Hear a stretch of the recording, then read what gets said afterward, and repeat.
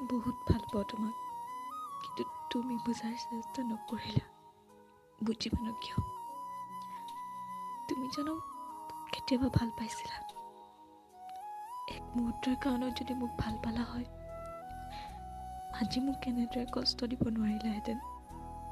মইতো তোমাক কেতিয়াও কষ্ট দিয়া নাছিলোঁ,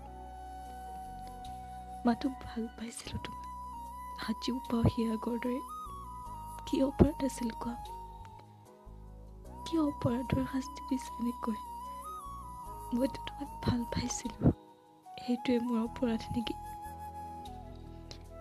সেয়ে শেষবাৰৰ বাবে আজি এটা কথা কওঁ, যদি কাৰোবাৰ সপোন পূৰণ কৰিব নোৱাৰা, তেন্তে তাক সপোন কেতিয়াও নেদেখুৱাবা।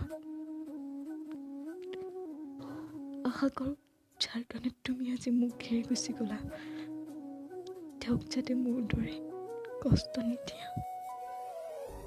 এটি তোমাৰ পথৰ বাধা।